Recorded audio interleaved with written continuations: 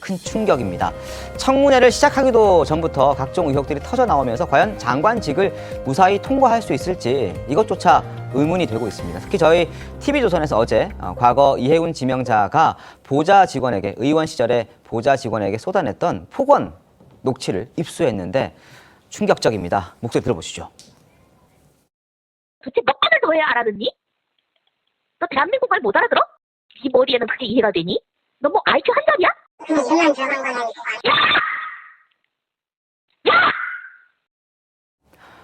깜짝 놀랐습니다. 저희가 입수한 저 녹취 음성을 보면 한 3분 가까이 이해운 지명자가 폭언을 하는, 그리고 여러 추궁을 하는 모습들이 계속 이어지는데, 심지어 뒤이어 들려드릴 음성에는 더 충격적인 내용이 등장하긴 합니다. 자, 일단 여기까지 들었을 때 정우선 의원님 어떻게 보셨습니까? 예, 이제 그 국회의원들과 이제 보좌관의 관계가 이제 과거에는 어떻게 보면 이제 이 좀 약간 뭐 표현은 그렇지만 주종관계 비슷한 그런 관계였거든요. 왜냐하면 이제 보좌관의 생계라는 것을 쥐고 있는 게 그 국회의원이기 때문에 국회의원의 그 보좌 직원들에 대한 갑질이 상당히 공공연한 어떤 비밀이었고, 이런 것들이 쉬쉬하고 넘어갔었는데, 지금 같은 경우는 이미 그런 것들이 이번 김병기 전 원내대표 사건에서 드러난 것처럼 드러나게 돼 있거든요. 네. 그리고 이런 것들은 국회의원회관 내부에서 워낙 보좌진들끼리 다 서로가 야, 어떤 의원실이 뭐 갑질이 심하다 뭐 이런 것들이 다 소문으로 났던 거고, 이해운 그 후보자 같은 경우도 이 인턴들이나 보좌관들에게 좀 갑질을 한다, 막말을 한다라는 이야기들이 공공연하게 돌았던 사실이었는데, 이번에는 이렇게 이 장관 후보자로 지명이 된 이후에 이제 다시 이게 공개가 된 건데, 저런 것들을 본 국민들이 장관 후보자로서 자질이 적정한가 아닌가에 대한 판단들을 아마 심각하게 할 텐데, 좀 내용이나 이런 방식이나 이런 것들이 보통의 갑질과는 좀 이 어나더 레벨 차원의 이런 것들이기 때문에 사람들에게 주는 충격파가 좀 큰 것 같습니다. 네. 자, 저렇게까지 소리를 지른 이유는 본인의 이름이 언급된 그 언론 기사를 제때 제대로 보고하지 않았다라는 이유였다고 합니다. 그리고 당시 인턴 직원이 어떤 이야기까지 들었는지 이해운 지명자의 목소리 조금 더 들어보겠습니다. 유난 들어간 건 아니고. 내가 정말 널 죽였으면 좋겠다. 입이라고 그게 터졌다고 그냥 막 네 맘대로 그러고 떠져? 야, 저런 얘기를 지금 한다면 아마 그 사람 금방 잘릴 수밖에 없을 겁니다. 정 의원님 어떻게 보셨습니까? 이거 직장인 괴롭힘 방지법에 당연히 그 절촉될 수밖에 없다고 보는데, 사실 이거 제보한 사람이 제가 알기로는 인턴 직원으로 알고 있어요. 인턴 직원들이 네. 어떤 친구들이냐 하면 사실 정식 보좌진도 아닙니다. 막 사회생활을 시작하는 사람이 국회 그 보좌진이라는 조직은 어떻게 돌아가고 나도 여기서 한번 일을 해보고 싶다라는 꿈을 갖고 인턴을 신청해서, 그 과정도 굉장히 어렵습니다. 인턴이 됐는데 이런 식의 처우를 받고 정말 죽여버리고 싶다라는 국회의원의 이야기를 직접 듣는 순간 어떤 생각이 들었겠습니까? 이분 그 전화 통화한 다음에 15일도 안 돼서 퇴사했다는 거 아닙니까? 네. 저는 이거 보면서 이재명 대통령이 최근에 국정 업무 보고 받는 과정에서 이학재 인천국제공항공사 사장에게 이른바 잡돌이 했던 거 있잖아요. 그게 굉장히 생각나더라고요. 많은 사람들이, 그게 직장 생활을 했던 사람들이 그 장면을 보면서 나에게 정말 일방적으로 그 괴롭힘을 했던 직장 상사를 떠올리는 사람들이 많았다, 이런 트라우마가 다시 떠올랐다라고 얘기하시던데, 저도 지금 이해운 전 의원이 이 전화통화에서 소리 지르고 네. 죽여버리고 싶다라는 얘기를 들으면서 야, 많은 사람들이 다시 그 공포에 떨지 않을까라는 생각을 하게 되고, 그러니까 공직자로서의 그 검증, 저는 이해운 전 의원도 피해갈 수 없다고 생각합니다. 그게 우리 당 소속 의원이었어서 우리 당에서 더 온정적으로 대할 그런 것도 없는 것 같고요. 또 민주당에서도 지금 상대당에서 온 사람이기 때문에 굳이 이런 것까지 우리가 엄호해야 되나? 라는 생각을 할 수도 있을 것 같아서 인사청문회가 상당히 볼만하겠다, 이런 생각합니다. 자, 인턴 보좌관은 결국 보름 만에, 저 얘기 듣고 보름 만에 의원실을 떠났습니다. 그리고 당시 심정이 어쨌는지 저희가 인터뷰를 해봤거든요. 들어보시죠.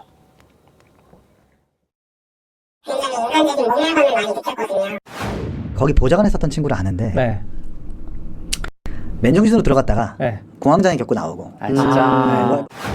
이해운을 누구냐 이렇게 물으면 저는 갑질의 여왕이다 이렇게 얘기하겠어요. 거의 100명에 가깝게 보좌관을 갈아치웠다. 한 번은 보좌관 9명 전원이 동시에 사퇴를 한 적이 있어요.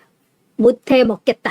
전에 의원회관은 좀 방음이 안 됐어요. 그래서 뭐 던지는 소리, 뭐 의원이 버럭 화내는 소리. 근데 그렇게 이제 이혜훈 옆방이 이제 시끄러웠다. 의원들 사이에 소문이 뻔했습니다. 정은혜 의원님, 저런 목소리를 지금 저희가 들려드렸는데요. 보좌관 한 번에 9명 바꾸는 거 사실상 불가능한 거 아닙니까? 물론 저건 주장이긴 합니다. 팩트 체크 좀 해봐야겠습니다만. 어떻게 보십니까? 그렇죠. 뭐 보좌관 9명이 한 번에 바뀌는 거는 다 바꾸는 거잖아요. 굉장히 이례적인 경우고, 뭐 물론 뭐 정책이나 뭐 이런 가치의 방향이 달라서 아니면 뭐 상임위가 바뀌어서 뭐 이런 경우가 아니라면 조금 네. 더 확인을 해봐야 될 것 같고요. 어떤 경우에서도 저는 갑질은 허용돼서는 안 된다고 생각을 합니다. 하지만 그 이혜훈 의원이 이제 임명된 그 배경에는 이제 본인의 전문성이라든지 그리고 좀 중도를 확장하는 이제 또 그런 목적이 있었던 것 같은데, 그럼에도 불구하고 이런 녹취록이 지금 발견이 됐다는 것은 이혜훈 의원이 지금 스스로 본인이 어떤 태도를 가지고 지금 이제 대하느냐도 굉장히 중요할 거라고 보여지는데요. 네. 후보자로서 책임을 소명을 해야죠. 왜냐하면 당시의 상황이 어땠고 내가 피해자의 입장에서 어떻게 사과를 할 것이고 그리고 앞으로는 재발 방지를 어떻게 하겠다, 이런 저는 자세한 내용들이 있어야 할 거라고 생각을 하고요. 그리고 가장 중요한 것은 사실 또 사실에 기반한 검증이라고 생각합니다. 그래서 이 부분에 있어서 저는 이혜훈 의원이 솔직하게 얘기를 하고 국민 앞에 그 고백을 해야 하는데, 사실은 좀 추가 폭로가 있다면 그 네. 부분에 대해서도 조금 염려스러운 부분은 있는데요.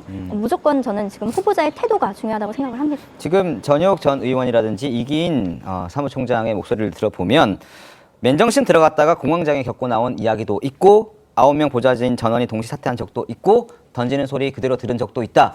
양진 변호사님, 추가 폭로 가능성도 배제할 수 없는 상황이네요. 그렇죠. 왜냐하면 시간이 좀 된 일이지만 어쨌든 녹취가 존재하는 상황이잖아요. 네. 그리고 그때 당시에 이제 근무 기간은 짧았지만 그 인턴이라고 칭해지는 당사자가 사실 더 많은 녹취를 갖고 있을 가능성도 있고, 그리고 옆방에서도 다 들릴 정도의 어떠한 갑질이라든지 이런 것들이 있었다라고 한다면 사실 확보된 객관적인 증거들이 드러나지 않은 것들이 많이 있을 가능성이 있습니다. 그래서 이 의혹은 더 커질 가능성이 있는데, 지금 이미 공개된 녹취만으로도 언급을 네. 해주셨지만 근로기준법 위반이 충분히 될 수 있는 사항이고, 여기에 더불어서 얼마나 반복적이었느냐, 그리고 공개된 장소에서 이루어졌느냐, 위력이 들어갔느냐 여부에 따라서 모욕 내지는 다른 형사법적 처벌 가능성이 논해질 수 있는 상황으로 보여지거든요. 네. 그렇기 때문에 사실 일단은 청문회를 통과를 해야 되는 지명자 입장에서는 굉장히 부담스러운 리스크가 불거졌다라고 볼 수밖에 없는 측면이 있고, 다만 이것을 어떻게 막거나 아니면 뭐 이 여론을 좀 전환하는 그러한 계기가 될 수 있을 만한 것들이 있느냐라고 보면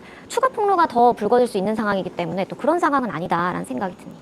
여기서 조신 위원님, 의문이 하나 드는 것이 이재명 정부가 지금 이혜훈이라는 정말 파격적인 카드를 꺼내든 거잖아요. 그러면 철저한 검증을 아마 했을 거라고 생각이 되는데, 지금 이런 갑질 의혹이라든지 이러한 것들은 걸러내지 못한 건가요? 아니면은 이런 건 괜찮다라고 생각하는 건가요?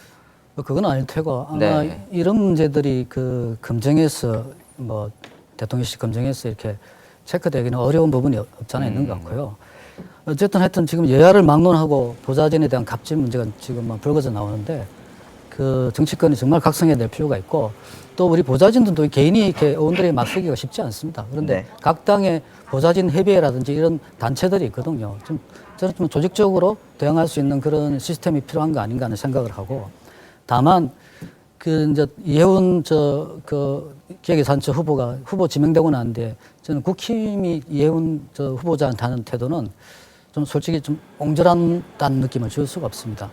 기본적으로 여러 가지 이거 뭐 심각한 문제이기도 하지만 그 개인에 대한 신변의 문제를 계속 가지고 공격을 하는데, 이혜훈 이 후보자의 변신의 그 논란의 핵심은 이분이 가지고 있던 원래 보수주의자로서의 경제 철학, 네. 그걸 계속 이야기를 했었는데, 지금 이재명 정부는 예산 운영에 있어서 이제 재정 확장적인 그런 정책을 추구하겠다는 그런 생각을 갖고, 이분은 보수 옛날에 정치인답게 재정 건전성을 아마 강하게 주장할 텐데, 이런 문제에 대해서 어떻게 이분의 철학이 정말 새로운 이재명 정부의 경제 운영 원칙과 잘 조화할 수 있는가, 또 어떻게 변화하는가, 이런 부분에 대해서 청문회의 소위 말해 후보자 검증의 핵심이 돼야 되는데, 좀 이런 식으로 이제 신변의 문제를 가지고 이렇게 접근하면은 저는 이게 바람직한 방향인가, 문제가 있습니다만은 핵심은 이게 아니지 않느냐 하는 그런 생각을 합니다. 근데 지금 문제 제기하고 있는 거는 신변 잡기적인 문제가 아니라 공직자로서 처신과 자격의 문제인 것 같아요. 지금 TV조선에서 보도를 한 것도 이런 식으로 아랫사람들에게 갑질을 하고 막무가내식 발언을 했던 사람이 과연 고위공직자 장관이라는 자격을 충분히 수행할 수 있는 위치에 있는가, 이런 문제 제기를 하고 있는 것이라고 생각하고, 저는 인사청문 과정에서 분명히 이 이해운 후보자가 갖고 있는 경제 철학과 정책, 네. 그것이 과연 이재명 정권이 하고자 하는 정책 방향과 맞는 것이냐, 그게 상충했을 때 이해운 장관 후보자는 어떤 대응을 할 것이냐, 이런 부분에 집중될 것이라고 생각합니다.